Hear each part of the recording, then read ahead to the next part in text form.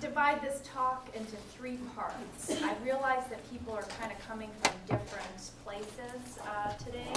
So some of you already know everything about the disease and the pathophysiology, and you want to know about clinical trials. Others are totally new to this disease and just want to know, what is it? Why did I get it? Or why did my loved one get this?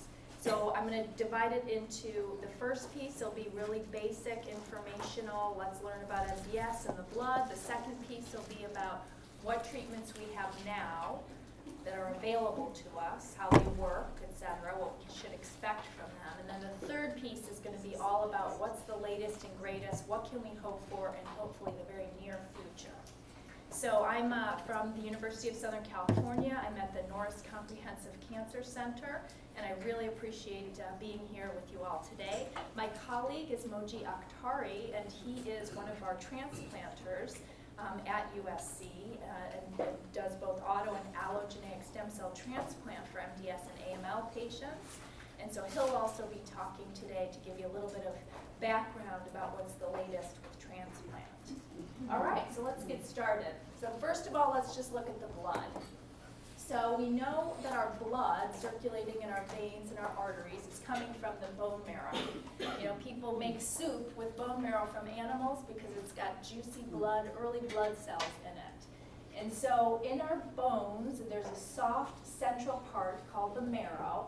It's underneath that really hard external part that you can feel and see as white on an x-ray. In that bone marrow reside these amazing stem cells called hematopoietic stem cells. So I'm just going to call them HSCs from now on. The hematopoietic stem cell, you're born with a package of these things. And they are going to give rise to blood, all types, red cells, white cells, and platelets for the rest of your life, which is a pretty amazing thing if you think about it. And so this is just a picture of the cells that hematopoietic stem cell can become. What we call myeloid cells include platelets that help us to clot so that we don't bleed, eosinophils, which are responsible for inflammation when we're allergic to something, and the really, really important guys on this side are those neutrophils, which help us fight off infection. Just the usual stuff. You brush your teeth, you nick the gum, there's some bacteria in your mouth, it can get in there and it can cause a dental cavity or an abscess.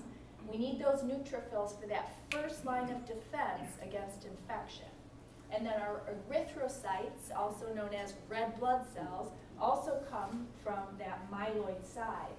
The hematopoietic stem cell also gives rise to our lymphoid cells, our B cells and our T cells, which are also part of our immune system, but are responsible for more viral type things and maybe even for suppressing cancer cells. So we are going to go back to talk about lymphoid cells later in the talk, but most of you are going to be more concerned about the cells over here in the myeloid line. Here's the crazy thing.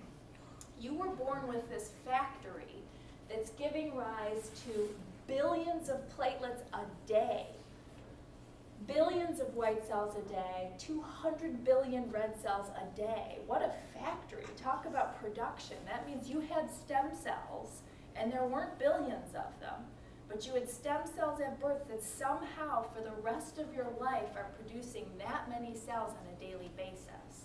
So what a system must have to be in place for this to occur for our whole lives. So this is a much more simplified look.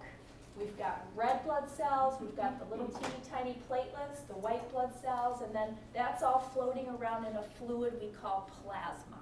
So if you have your blood drawn and it just sits there, it's going to separate into a red part, which is mostly red blood cells, and a clear part, which is plasma. You know that your red cells are required to carry oxygen throughout the body. Your platelets are there to help heal nicks and wounds that occur on the outsides of our body. So skin, gums, the lining of our mouths, all the way down through the GI tract and out. And then the white blood cells are for fighting infection. So I just put a resource here, although the MDS Foundation has some wonderful resources on their website. This is a video that I created for USC, but it's available online at the keckmedicine.org Rare Blood Diseases site, where I basically just go through a CBC with you. So when you have a printout of how your blood work was today, there's a whole lot more on there than just red cells, white cells, and platelets, right? And patients always want to know, what is all this stuff? Why is there an H and an L, and I don't know, what I'm supposed to be looking at here. So this is a really simple intro. If you have your CBC with you and you go to this site, you can kind of go through and I'll explain what all of those little elements are on the CBC. And that can be very helpful so that you don't have to feel like your doctor's not telling you something. All right, so what should you be focused on? That little video that I created is just a general, what does the CBC mean? But for patients with MDS, we're focusing on the total white blood cell count. So if the total white blood cell count is rising, you want to look at what's called the differential count to see what in there is rising or what in there is low.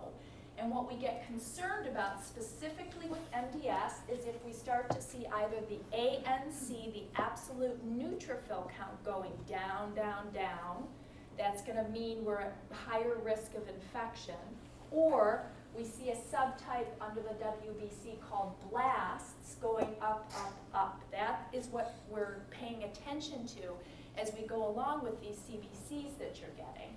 So ANC, absolute neutrophil count, if it drops below 1,000, that's when we start to say, okay, there's an increased risk of infection here. But sometimes, if you're on treatment, you're going to see that the ANC goes down after the treatment and then bounces back up again. We're a little bit less worried about that long term, as long as it's bouncing back up again.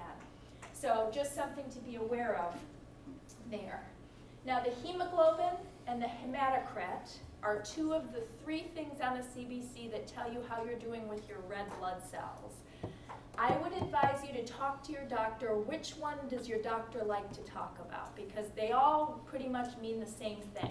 There's the red blood cell count, the hemoglobin, and the hematocrit. So some surgeons, for example, will always refer to the hematocrit. Us hematologists, we usually always refer to the hemoglobin. And the patients will sometimes say, but what about this RBC count? It shows low. Well, if it shows low but the hemoglobin is normal, the hematologist is not going to be worried about that. So just pick a number, or pick one of these that your doctor and you can agree to discuss, and then track that one, okay? Because all three of them more or less reflect the same thing. So once the hemoglobin drops below 10 or the hematocrit below 30, you can start to see symptoms.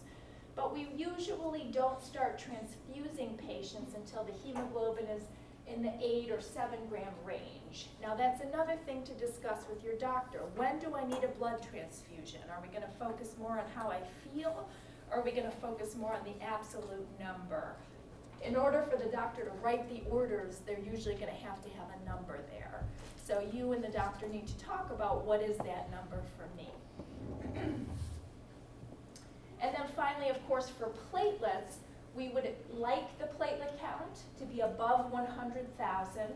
When the platelets are between 20,000 and 100,000, we don't usually do much because most patients are relatively safe in that range. Now you may get some bruising and you may get a little bit of oozing in the gums when you brush your teeth, but what we're really worried about is major bleeding. A wound that won't stop bleeding, a GI bleed, those kinds of things. And so most doctors are going to offer a platelet transfusion if the platelet count drops below 20,000, 15,000 usually is what we would choose in the outpatient setting. If you're hospitalized, since you're safe and we're watching you, we'll actually not transfuse until you get down to 10,000. So just a couple of pointers there that your doctor may be kind of thinking about. So how does a factory that's making hundreds of billions of cells a day function for a lifetime? That's really a big question that we've all been interested in. So first of all, it needs certain ingredients. It needs protein. You know that your red blood cells need iron to carry that oxygen. So if you're losing iron or you're iron deficient, you become anemic. B12 and folate are other important vitamins, copper, and these things can become depleted for a whole variety of reasons. So we like to make sure that we've got the ingredients that we need to make the blood. Then we need a stimulus. So the bone marrow, it needs to be told, when do we need more blood? When can you kind of cool down on the blood? And the stimulus for red blood cells is erythropoietin. Erythropoietin comes from our kidneys, and it's basically a hormone that travels through the blood, makes its way to the bone marrow and says, hey, we need more red blood cells here. So if you're not making erythropoietin, for example, if your kidneys are shut down, then you may not produce the red cells. And it wasn't the bone marrow's fault, it just didn't get the signal. And some of you know that we use exogenous erythropoietin to stimulate that bone marrow sometimes in MDS. We also use that in people who have kidney failure. Since they're not making the hormone, we luckily can give it to them and replace it. GCSF, otherwise known as Neupogen or Neulasta, that's a stimulus that we naturally make inside of our body, but we have these medication forms of it to tell the bone marrow to make more neutrophils. And then thrombopoietin is the stimulus or the hormone that our body makes to tell the bone marrow to make more platelets. So these are the stimuli that are in the body, and as you might expect, drug companies have said, hey, we should make these stimuli and give them to patients. So we do have stimuli for each of those three things that can be delivered as a medication. But ultimately in the body, if we have the ingredients and we have the stimulus, we need a source. We need something in that factory that can be told, okay, let's go. And that source is what I told you, hematopoietic stem cells. So you're born with hematopoietic stem cells, and lots of them. But how come they don't all just become blood and then you're all out of them, right? We don't actually run out of stem cells somehow. And the reason is the stem cell remains in a mostly quiescent or sleeping state.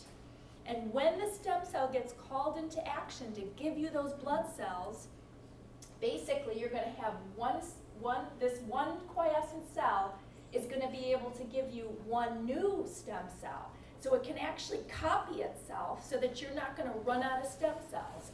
So the way the system is supposed to work is every time you pull a stem cell out to use it, it should copy itself once, leave you with a replica, and then the other is going to what we call differentiate. So I show a guy, now he's got a smile, now he's got ears and a hat, he's becoming more and more mature. And that's how the stem cell grows into whatever we need it. So it's got two properties, self-renewal and what we call differentiation. What is a stem cell? This is what it looks like in scientific cartoons. One cell that replaces itself and then becomes a whole bunch of different cells depending on what the body needs at that time. So now what is MDS? Where does MDS come in all of this? Well, the word myelo is a Greek word that means marrow, and dysplasia means abnormal growth. So we're talking about abnormal growth and development from a hematopoietic stem cell to a blood cell. This is an example of what dysplasia looks like. So this is a neutrophil, which is one of the white blood cells that we need to fight those infections. And in this particular neutrophil, it doesn't contain any of the granules that we expect it to, that it needs to send out to kill a bacteria. And its nucleus is kind of stuck in this two-lobed state instead of developing into this more flowery thing, which I'll show you in a minute. So what is MDS? MDS, this is a Venn diagram. So not all patients have all of these things. This middle part is the intersection of all three. A patient could have low platelets all by itself, low white blood cells, low red blood cells, or anemia, or a patient could have 2 or 3 of these problems that start to make us worry, could this be MDS or myelodysplasia? So those are things we just pick up on a peripheral blood CBC. Before we go to the bone marrow to make the diagnosis, we rule out the things I mentioned. Are we ingredient deprived? Maybe they're anemic because there's no iron.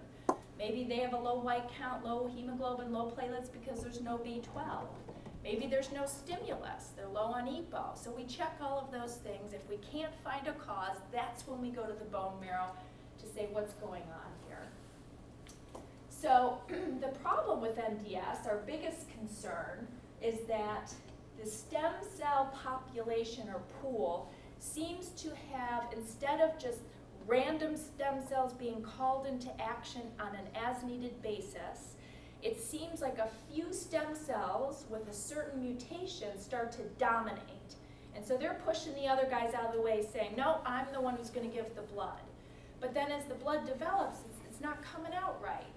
So that's what the term clonal means, is the blood is coming from just a few stem cells or just one stem cell, rather than from that whole pool of stem cells you were born with. And the problem with MDS, our biggest concern after all of these low counts issues, is that it can evolve into acute myeloid leukemia. So here's just a picture of a normal stem cell giving normal blood cells.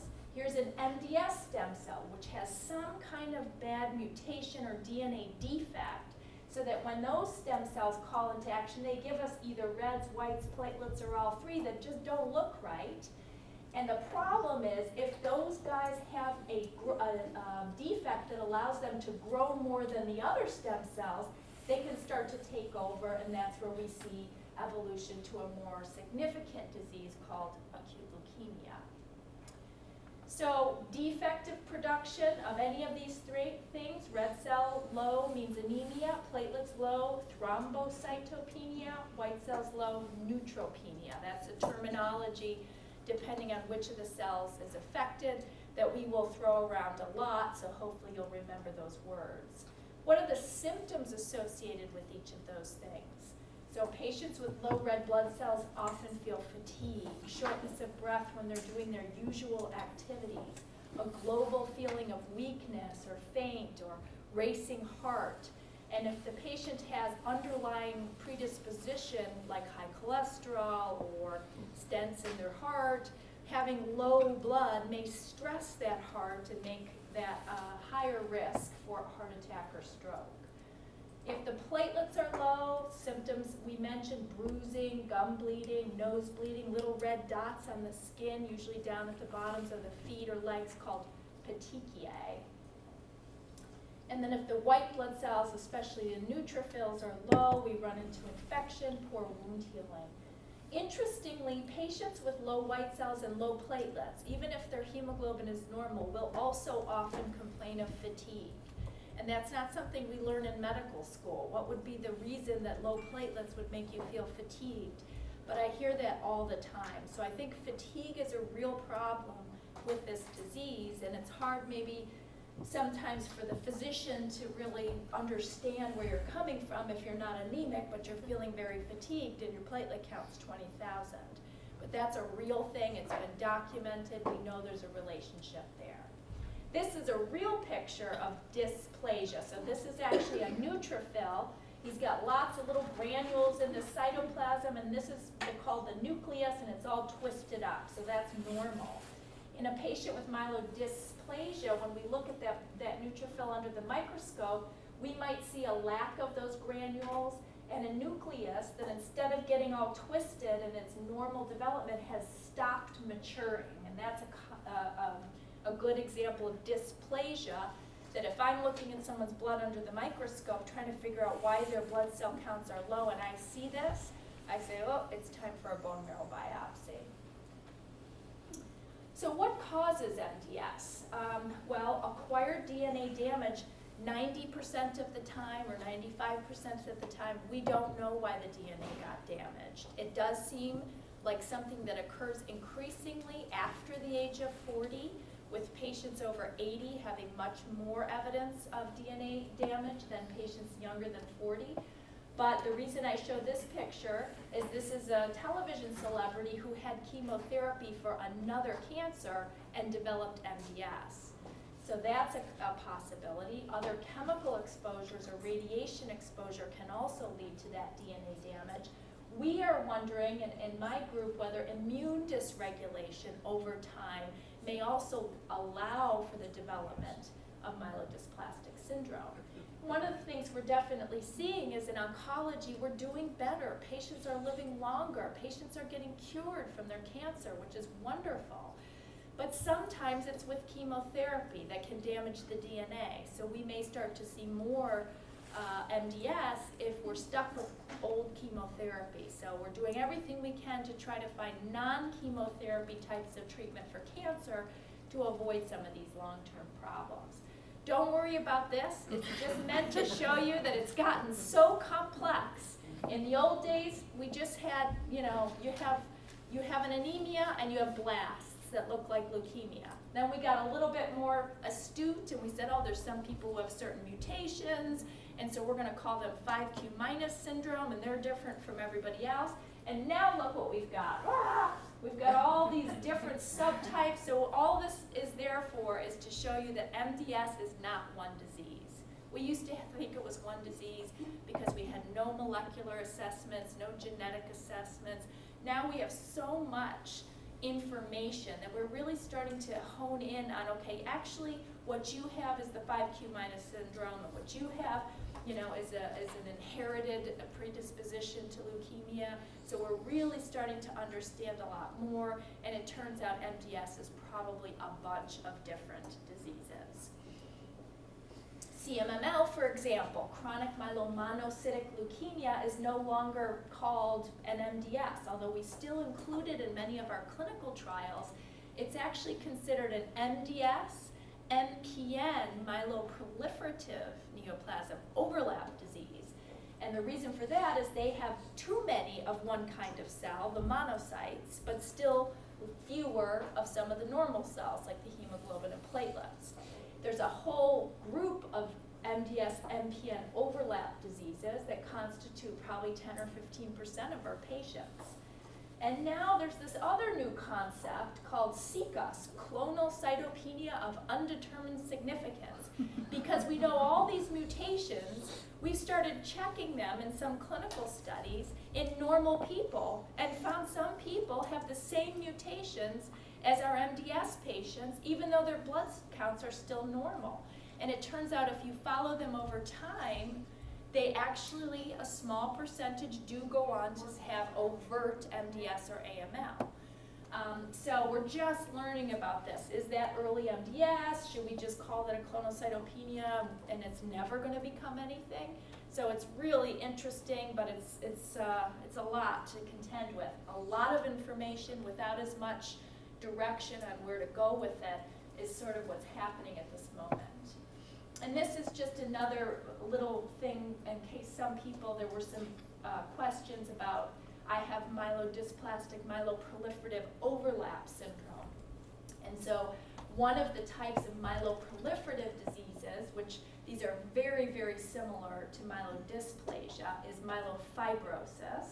It's also a stem cell disorder. It also comes from DNA damage.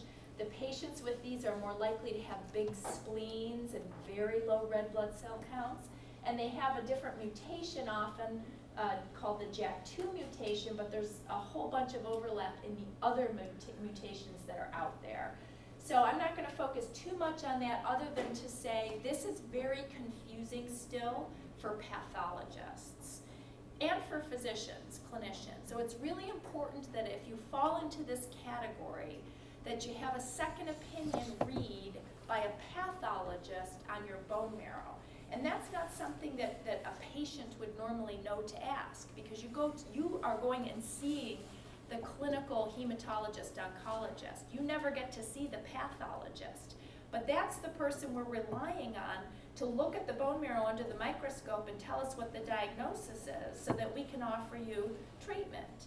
So if there is uncertainty on the part of the doctor or the read of the bone marrow sounds kind of wishy-washy, it's okay to say, I'd like to have my bone marrow read by another pathologist or hematopathologist, because that's I think something that can be very high yield. In my own center where I have very dedicated hematopathologists, I have asked for a monthly conference where we review these difficult cases, because I want all 5 of them to look at the bone marrows of my patients and say, do we agree that this is primary myelofibrosis? Because that has different treatment options than if we think this is myelodysplastic syndrome. So I need you guys to come together and make a decision. I don't want a wishy-washy read. And then we will do the best we can to make the appropriate treatment recommendations once we have that.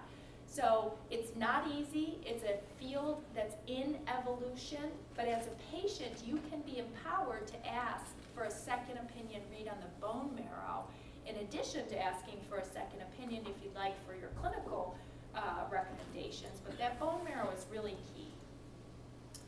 Now this concept of could aging alone be the reason why our stem cells start to become defective? It's hard to say for sure. There is some suggestion that more elderly people than young people have fewer stem cells making all of their blood. That's called clonal hematopoiesis. We also know from transplant that when we give somebody just a few stem cells from another person, that can recapitulate their entire bloodstream. They can become completely normal on their CBC just with a few stem cells from a donor. So it's not necessarily a bad thing to have clonal hematopoiesis, but it's something we're realizing may predispose to MDS in elderly patients, so we're studying that. And I just wanted you to hear the word clonal hematopoiesis because it's starting to come up a lot in the literature and in things that you might read. So I heard some people talking earlier about, gosh, this is so rare, nobody knows about this. What's happening are there a lot of people developing this? So this is data for the United States, looking at different age groups, so different decades of age, with the further on the right being the decade greater than 80. We do see that the incidence of MDS, and the green bar is overall, blue is men and yellow is women. We do see that the incidence is increasing with age, and it does seem to be affecting more men than women. And the reasons for this are not totally clear, but we do know that people are living longer. They're living longer after chemo, so there may be a whole bunch of things happening, working together to make that incidence go up over time.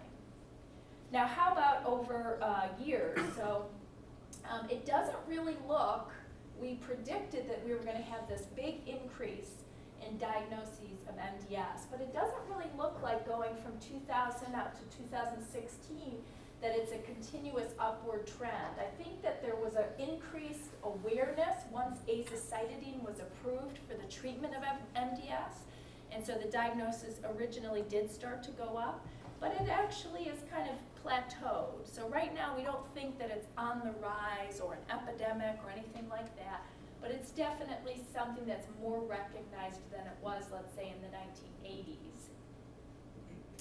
Again, this is an overwhelming slide. Don't worry too much about it. All I wanted to point out is that when we try to figure out with a new patient what is the likelihood that your disease is going to progress, we have these different tools.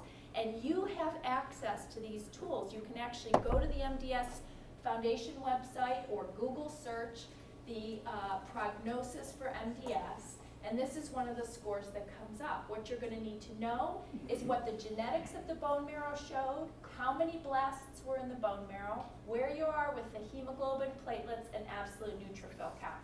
And from that information alone, we can calculate the risk score. So we use the term, well, this is the cytogenetic risk, which goes up in the first group there. And then we use the term very good, good, intermediate, poor, and very poor risk. And that has been helpful in helping us to understand how likely is a patient going to progress. So in very high-risk patients, which was a small percentage of their total group, the median survival was less than a year. Whereas in very low risk, we're talking about a median survival of almost a decade. That means half the patients live shorter than the decade, but half the patients live longer. And so we're trying to drill down even better on those numbers. But that is the most used tool at this time, the IPSS-R score. And then these are just the curves of how long patients live on the left and how long until patients develop leukemia on the right. Okay, so what does it mean to have leukemia? What are we worried about here? So basically the definition of developing leukemia in any patient is to have more than 20 blasts, that term I talked about that you might see on the CBC under the white count, or you may only be able to find this when you do the bone marrow biopsy. Once the number goes above 20, we use the term acute myeloid leukemia. If it's below 20, you're still in MDS or myelofibrosis phase, depending on which disease you have. Usually, but not always, but usually we are going to see things happening with the blood work that are going to make us want to go look at the bone marrow and see what's happening. So the red cell count's going down, the platelets are going down, the neutrophils going down, or the blasts going up.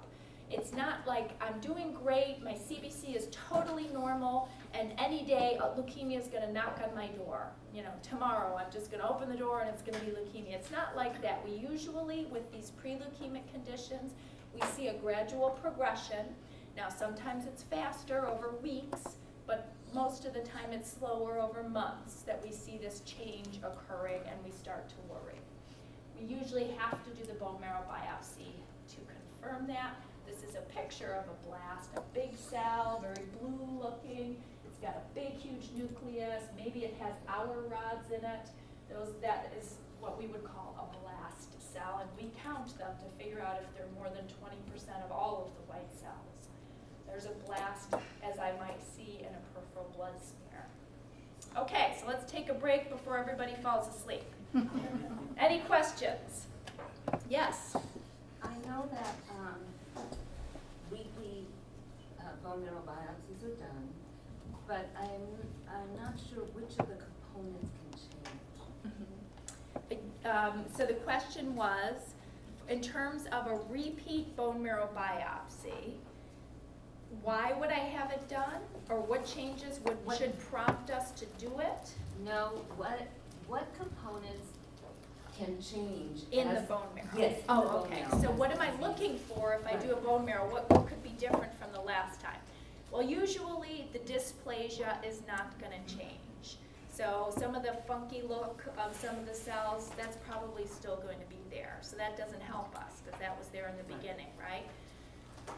You're asking what is actually going to make a difference to my doctor. It's usually the number of blast cells. Okay. So that's the number one thing we're looking for when we do the bone marrow biopsy. So the subtypes don't change? No, and even if they do, it makes no impact on your risk. It makes no impact on the chances you're going to develop leukemia. So the subtypes are very what we call morphologic. That's what the pathologist sees when they look at it. More and more, those are getting discarded as important in terms of prognosticating from a bone marrow biopsy in MDS. So it's mostly the blasts. So it's mostly the blasts, and you know there are changes that can occur to explain something that you may see. So sometimes an MDS patient, especially if they've been on Vidasa or decitabine for a very long time, can start to develop fibrosis in the marrow. And the significance of that is just that if there's a lot of fibrosis, which is scar tissue in the marrow, that marrow may not be very good at making blood cells, so it's that kind of compounding the problem. We don't know if that's just the natural history of MDS or if the medicines make that happen, but that's another thing that is sometimes picked up. Thank you. We have one with the microphone in the back. I was told that I had a mutation of the P57 chromosome. P53? Or P53, Yes. sorry. It was a long time. So where do chromosomes come into play here? Because I don't see really any information on the chromosome. Yeah. So we'll talk a little bit more about that later, but that also pertains to the last question. So in addition to what we can see on the bone marrow biopsy, we also check we have several ways of checking your chromosomes. The most common and the one that we've had forever is called cytogenetics. You probably saw in your biology class when you were young that, you know, men are 46XY and women are 46XX. That's a basic cytogenetic, almost visual snapshot of the genes. Now, in addition to the cytogenetics, we have the ability to take a little teeny tiny piece of DNA and see if it's mutated, not just the whole chromosome, but a teeny tiny piece, by replicating it. And that gives us information such as the P53 mutation, the RUNX1 mutation, the TET2, all of these different, now that's called molecular testing. So the cytogenetics are just the simple 46XX or XY, and we can pick up things like a monosomy 7, where you're missing a chromosome 7, a deletion of 5q, where a little piece of the 5th chromosome is gone. We can pick those things up on cytogenetics, but we can't pick up some of these really teeny tiny in-gene mutations like the P53 mutation. So we do a molecular panel of genes for that, where we take all the genes that we know are regularly mutated in MDS and AML, and we look and see if they're mutated. So that's kind of the new and improved way of looking at your genes that's done in addition to cytogenetics.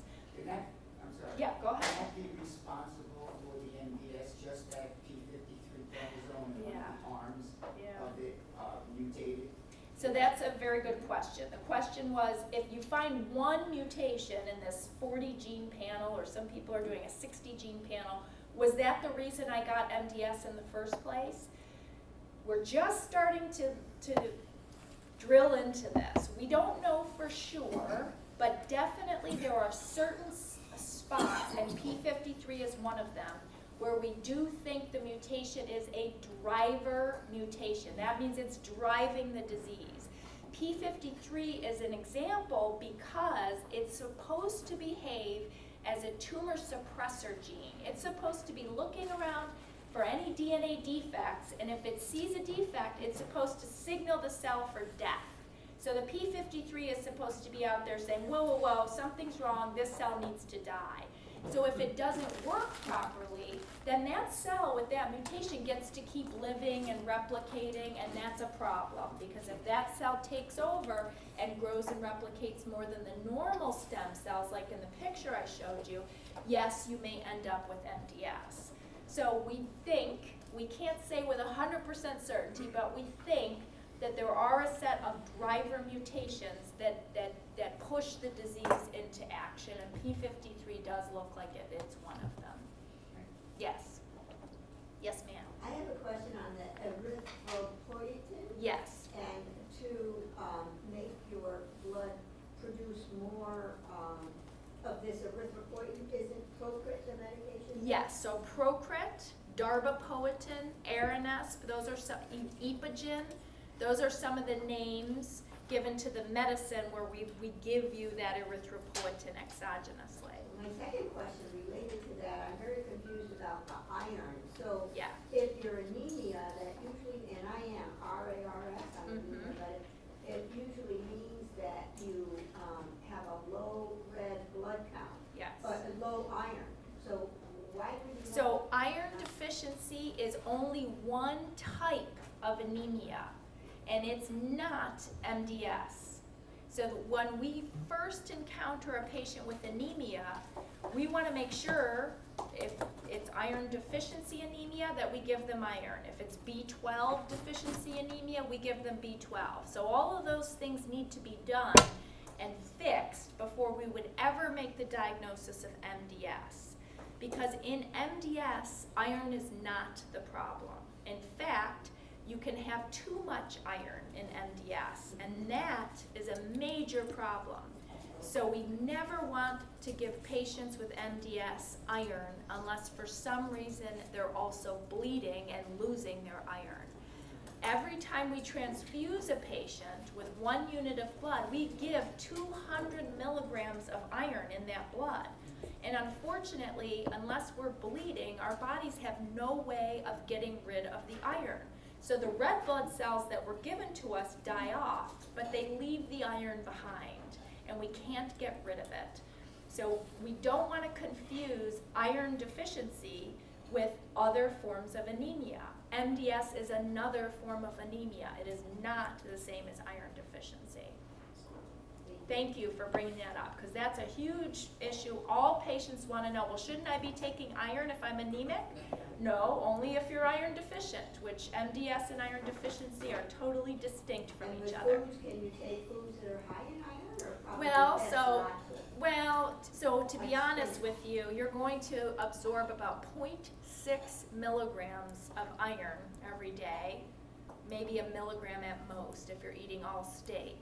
When we give you a bag of blood, it's 200 milligrams of iron. So you're never going to be able to restrict your diet enough to counter what's coming in through the blood. And that's why we have the medicines, which I'll mention, for iron chelation. Thank you. Yes.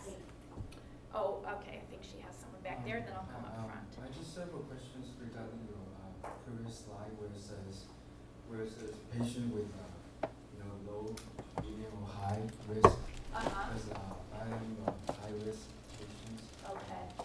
So it says for the average of 1 year of is it after transplant you only have 1 year of No, so or transplant is a curative approach to MDS.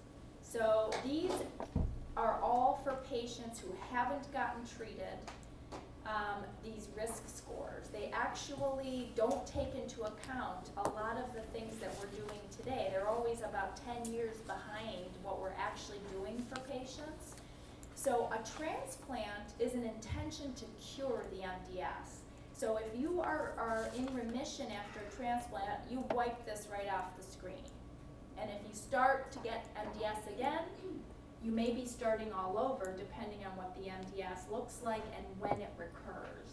So yes, I don't want you to look at these as I'm sentenced to this, because the current treatments that we're using are changing the natural history, but unfortunately these prognostic models, they have to wait for 10 to 20 years in order to be true. So then we've already changed therapy by then. So they're a relative guide. And to be honest, we use them mostly to figure out who can we offer certain treatments to, because giving a high-risk treatment to a low-risk patient is not right. If that person's going to live for years and years and years, we shouldn't be exposing them to toxicity of therapy. So it's really just a guide and not meant to give you this as your sentence, especially if you've had a curative transplant. And then, I think you were raising this gentleman. We just had a diagnosis of a 90-year-old, my mom, about a week ago with MDS. We don't have a lot of the specifics, but she was prescribed one Procrit injection and Promacta. Now, what does Promacta do? So Promacta, and I didn't use all of the trade names. We're supposed to try not to do that, but if you ask me, then I can use it. So Promacta was the thrombopoietin stimulator. So that was the one that was for platelets. Okay. So Promacta, though, is a little bit interesting. Erythropoietin stimulating agents don't do anything for the disease. They're simply stimulating those stem cells to give us red cells.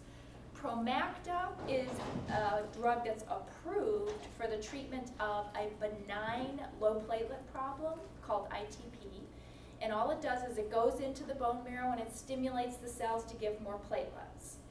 There is some data to suggest that in low-risk MDS patients with low platelet counts, that Promacta may have some additional effects that are actually against the disease. One of them is, as somebody was asking, chelating iron a little bit inside the cell or the reactive oxygen species. So it may have some other benefits, but we don't know for sure, and it's not FDA approved specifically for MDS. That said, it is a lower risk way of trying to keep the blood cell counts up and keep quality of life going for someone who we don't think is fit or able to receive standard therapies. And I'll tell you more about the standard therapies, but that is one of the ways that we would use a low risk approach to a patient. Thank you. Yes, sir. Yes. I was wondering, I noticed one of the causes you saw was up there was benzene. Yes. All right, and we live in the Porter Ranch, so we're right across from the gas station. Oh, And one of the byproducts of that methane is benzene. Oh. And my wife is MDS, and I was wondering, in your experience, Yeah. what kind of concentrations are going to be causing this? So, yeah, that's a very good, important question. From what we understand from the past, you actually have to have a long, consistent exposure to the chemical to actually have it damage your DNA. Now that said, these new things that are happening, a lot of times we wouldn't know if they actually had an impact on the local population for several years. So if the MDS developed very quickly after the exposure, it's unlikely that the exposure was the cause. But the problem is now we've got these, maybe somebody has CICUS, maybe somebody has one driver mutation, and now you add DNA damage from another exposure. Could that have pushed the disease out faster? I don't have an answer to that. I can't say for sure. It's definitely a concern, but so far the idea has been that you would have to have a longer, more consistent exposure. Can you back up one slide? Yeah. I think someone has a microphone, so maybe I should let her go and then I'll come back to you. Yes. My question is about transplant. Should I wait to talk about? Yes. Yes, we're going to have a whole section on transplant, so if you don't mind, we should wait. And Jen, you had another question, or you just want to see the slide? Let's see the slide. Okay. Yes, sir.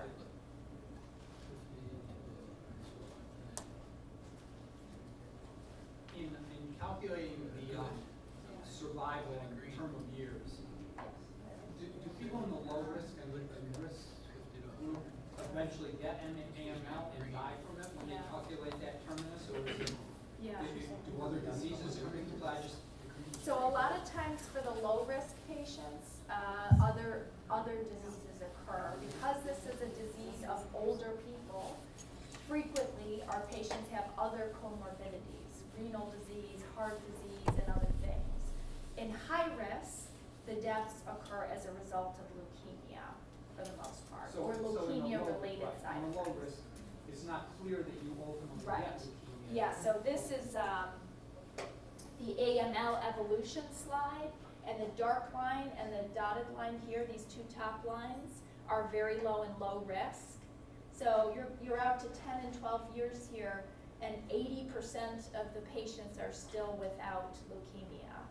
So the long-term issue in low risk is not as much leukemia, and that's a problem with these prognostic markers, because sometimes a low-risk patient picks up a high-risk mutation, and that's back to your question, is that if you got a new mutation that's high risk, and that's on cytogenetics and molecular studies, then you actually could be in a different state, a different category, and then your risk for leukemia would be higher. But these are not dynamic models. So for myelofibrosis, we have dynamic models, which means I could be 5 years into my disease and put in my, what did I do? Okay. And put in my numbers, and it'll tell me what my expected life expectancy is and AML evolution expectancy is. These are all based on at diagnosis. So we still use them in clinical trials for patients who've already been treated, but they're not really appropriate to use in that setting. So you have to take these for what they're worth. They're a general guideline. They're not necessarily perfect, especially as you've lived with the disease for a long time. So probably what we can say is that, for low risk, this 20% that does get leukemia probably picked up other mutations that made their disease a higher risk disease along the way. Okay, and yes. Is the growth of blast cells, have you seen more linear growth or exponential growth? Yeah, so that actually that's a difficult question to answer. If I'm an intermediate or high risk patient, that tends to be a faster growth, because if you look, we're talking about a year, plus or minus in that group. So the blasts will grow if we don't treat the patient. So treatment can suppress that rapid growth. Whereas in a low-risk patient, I just had a patient come to me, he's had the disease for 7 years, he's not really responding to Vidasa, but I did his bone marrow and he still only has 1% blasts. So he's been like this on the blast count. I mean, it's higher than it used to be. It was undetectable blast, but he's not going like this. So it actually depends on where the disease started, what we would predict the blast cell count to do. And then if, you know, we suddenly saw a change in the blood and we wanted to do a new bone marrow biopsy and we see a new myeloid molecular mutation, then we may say, you know what, the blast count is probably going to start going on a more rapid trajectory here. So maybe that would push us to recommending therapy. Is going from 2% to 6% considered, in 1 year, considered rapid? No, that wouldn't be considered rapid. That is what I would see in an intermediate risk patient who's, you know, maybe getting treatment and the treatment's not working, or maybe not getting treatment at all, and now I would say, you know, the blast count's rising, I think we should start treatment. Can I ask Yes. another question? Oh, sure, you have the mic, so. It's, Sure. I'll be here all week. So the ringed sideroblasts, yeah. Yes, ringed So sideroblasts. that's due to iron buildup? Well, so the reason that patients have sideroblastic anemia, we now know, has to do mostly with mutations in the way they splice their RNA. So it is it's a developmental defect that's in the gene. The result of what it looks like when you have that defect is a sideroblast. So what happens is the iron gets stuck in the mitochondria of the cell, and it's not being incorporated in normal red blood cell maturation. So it's not that you had too much iron, it's actually that there's a defect causing the iron to get stuck in the wrong place.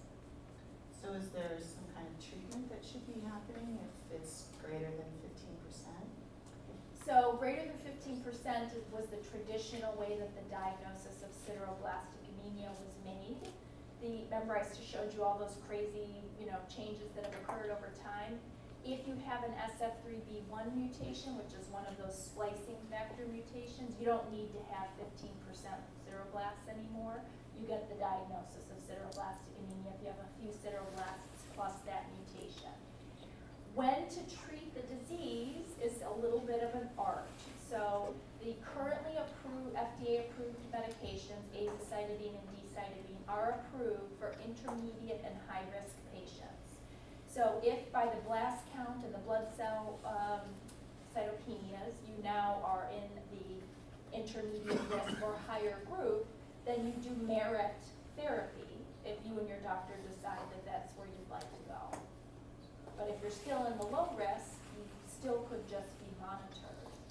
I am going to talk in the last segment about some really exciting new upcoming options for patients specifically with transfusion-dependent anemias and sideroblasts as well in MDS, so stay tuned. Yes, sir. That will probably be me that you discussed in the last portion, but I saw you as a patient, I guess about 5-6 years ago, Oh, and my low blasts have continued to under 2. great. And I've gone through all of the protocols. For the last 4.5 years or so, I've been transfusion dependent. Dependent, every other week. Okay, gotcha. My hemoglobin last week was 5.6. And I functioned pretty good at 5.6. Wow, But, you know, that's amazing. and I'm 77 years old. Wow, that's even more amazing. So, you know, I've a lot of positive Yes. things going on, but I know there's a drug coming out in the future. I don't know if I'll be eligible because of my age and so on and so forth. But the point being, where else is it going? You know, The disease, you mean? what's that? The disease? Where is the disease Yeah, I going? mean, will I get AML? So, you know, if you look at the curves, if you were low risk from the get-go, it's the risk for AML is very low in that group, extremely low. And you're living proof that, you know, you're getting up to an age where the predicted life expectancy, just based on the statistics of people your age, is actually, you're beating that too. So you're beating all the numbers. So keep beating the numbers, because this doesn't predict that you're going to develop AML. So I just have to basically keep my head down, keep doing what I'm doing until something better And happens. loose patacept comes, and I'll tell you about that in the end. Right, Yes. well, we've been all over that with Celgene, and Okay. we know that it's coming, and we know that it's perhaps in spring, perhaps, you know, and, When you're dealing with the FDA, you can only hope for. they had 3 you trials, can't and make 2 trials that were predictions. successful, and Yeah. all the good stuff, you know. But, you know, at my age, what I've got, I don't wanna have to, That toxicity. you know, I don't wanna go with the door open in front of me, that's Yeah. what it comes down to, you know, so. Well, I applaud you. You obviously have excellent organ function, meaning your heart's good, your My other iron is up, organs my are iron good. is up, Yeah, yeah. but you're hanging in there, Yeah. and you're able to tolerate that low of a hemoglobin, which that is really amazing. So, keep up the good work. Amazing, okay.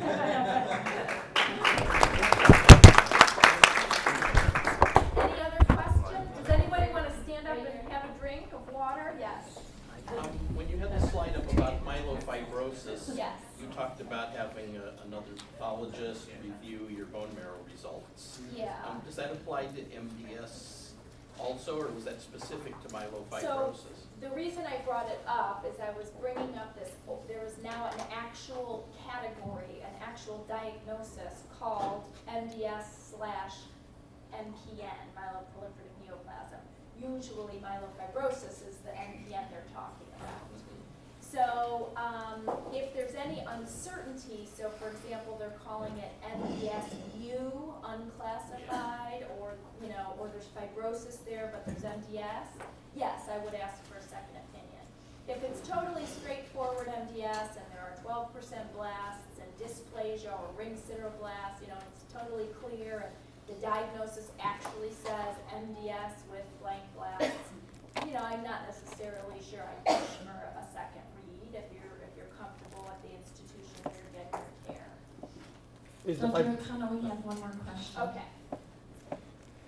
I have a question about naturopathic, the route for Yes. this disease. What's your experience and opinion of how effective diet change and just the holistic approach for treatment?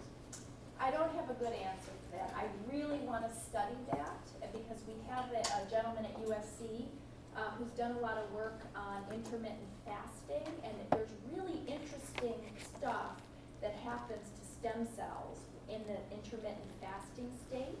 And for example, mice who undergo intermittent fasting as opposed to just being fed regularly or being starved live longer than both other groups of mice.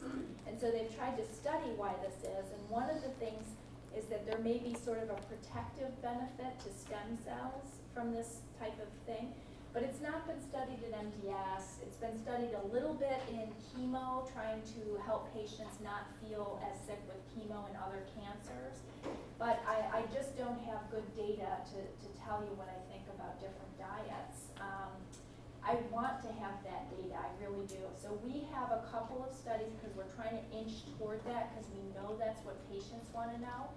The first study that we have is a CICUS or low-risk MDS study where we're randomizing to vitamin C versus placebo, because in the lab we're seeing that vitamin C may help support our own demethylation. The enzymes that demethylate for us, the way the Vidasa does as a drug, vitamin C is a cofactor, so we're not certain.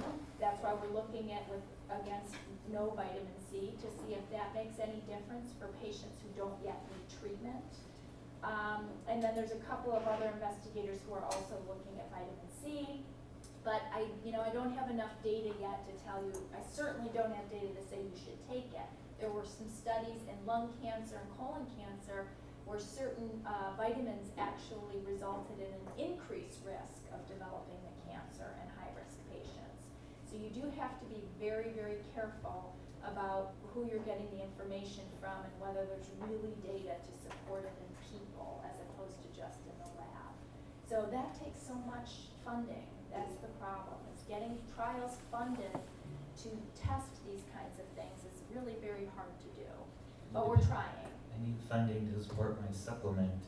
Exactly. Innovation. And that's what I worry is that people come into me and say, well, this is going to do it all because, and I'm giving $1,000 a month to this person for all these supplements. And a lot of my myeloproliferative patients are doing those things. And I'm not sure. I don't know if somebody's just making a lot of money off of you or if there's something there because I'm from the Western medicine and I believe it has to be studied for me to really be able to recommend it. Okay. Should we move on? Okay. Let me check the time. Okay. The whole speaking session ends at what time again? Let's see. Good. So we still have time. We have 40 minutes. All right. So we're going to move on to current treatments, which is a short piece. So first of all, when we give some, yes, sir. Turn the volume up. Turn the volume up. Absolutely.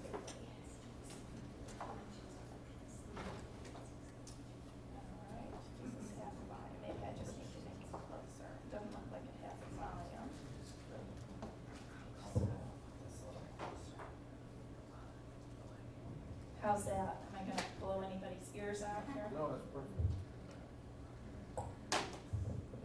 There, okay. Okay, so what are we trying to achieve when we do start someone on therapy? So there's 3 things we care about. We want those low blood cell counts to improve. We want to see, can we stop the patient's disease from transforming into leukemia? And of course, we want our patients to live longer. So that's what we're looking for from any treatment. And just for some terminology, the term CR means a complete remission. And in order for us in any clinical trial to say we got a CR, the CBC has to be normal, the whites, the reds, and the platelets have to have come up. The marrow has to be normal, no blasts left. There is a less strict criteria that we use called the overall response rate, where the bone marrow might not be totally normal, or the hemoglobin has come up, but the platelets haven't, and we would call that a partial remission or a hematologic improvement. The thing about CR, complete remission, unfortunately in this disease does not mean it's cured forever. So when we use our standard treatments and we achieve a CR, other than stem cell transplant, we expect the disease will unfortunately come back at some point, even if we've achieved a complete remission with normal cytogenetics. This is really important because I get patients sent to me where they've gotten 6 cycles of therapy and they're in CR and then they stop the therapy. That is not appropriate. We keep on treating until the disease makes itself known again. And that is really how all of the clinical trials were conducted, and that's how we achieve improvements in overall survival. So CR is excellent. It is an indicator that you're going to live longer. Having a response of any type is an indicator that you're responding, but neither is an indicator that you should stop your therapy, okay? That's just one of the things I do still sometimes see once in a while that worries me. Okay, so treatment of low-risk patients. So we're going to start just with our low-risk patients. So we already talked about erythropoietin-stimulating agents, Procrit, Epogen, Aranesp are some of the names. We've got GCSF to stimulate the neutrophils, so Neupogen, Neulasta, Leukine. And interestingly, in patients with sideroblastic anemia, the ringed sideroblasts, the data show that if they've been going along and doing okay with Procrit or Epogen or not responding, and they either lose their response or they never responded, we actually can add Neupogen, and that for some reason can synergize with the Procrit to get the hemoglobin to come up. The hemoglobin, even though this is the one for the white cells, it actually can work with the Procrit to get the red blood cell count up. Okay, transfusions. Obviously, once we get to where the procrit's not working and the hemoglobin's dipping down and the person's not feeling well, we do use transfusions. Transfusions are life prolonging. I mean, if the blood keeps going down, at some point the body can't work without blood. Platelets, unlike red cells, only live 7 days. So if the platelets are very low and we need platelet transfusion, unfortunately we expect we're going to need another platelet transfusion in about a week. Red blood cells live a lot longer, so a donated bag of red blood cells is going to have a lifespan of somewhere between 7 and 28 days. So if you need red blood cells, you're going to bump your hemoglobin for every 1 bag of red cells by 1 point. However, we're going to expect that that's going to trickle back down in the next couple of weeks and you'll need blood again. So some patients go with 2 units each time and get to a higher number, but the time of till the next transfusion may only be prolonged by a week by doing that. And then as mentioned, we have to watch out for iron overload from excessive transfusion, and this was brought up by someone. What do I do if my iron is now getting high? So earlier in the decade, or earlier in the 2000s, there were several papers that came out that showed this is your ferritin, which is a good marker of how much iron is in the body. Ferritin levels these are survival based on ferritin levels increasing in amount. And the patients with extremely high ferritin levels up in the 3,000s and higher may do worse than patients with lower ferritin levels. So this was all data to support the use of iron chelation for patients. And there was some updates in the long-term outcomes of low-risk patients this year at ASH. And the patients who received iron chelation did not necessarily live longer, but they had fewer events. And the events were combined into, cardiac events, liver iron overload or liver decompensation, and things that are complications of MDS in general. So the patients did better, but they didn't necessarily live longer with iron chelation. What is OS? Overall survival. Oh, sorry. Okay, so low risk patients who don't need treatment and are just on blood transfusions, that was that group. This is another low risk group, but very specifically defined on cytogenetics by a deletion in chromosome 5 at the position, this specific Q position.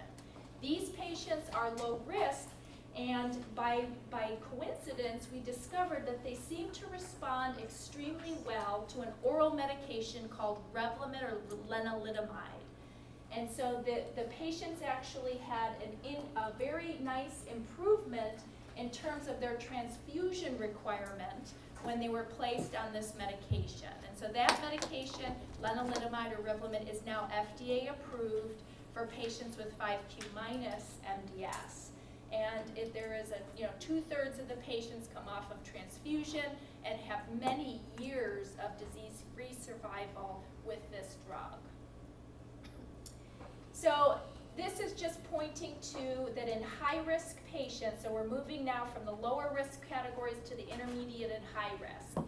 In the really high-risk patients, age doesn't seem to affect this very short survival that we worry about. And that's because the transition to leukemia is rapid, and all of the patients then need intensive therapy, but the therapy doesn't work as well for AML that has arisen out of MDS as it does for regular old AML, unfortunately.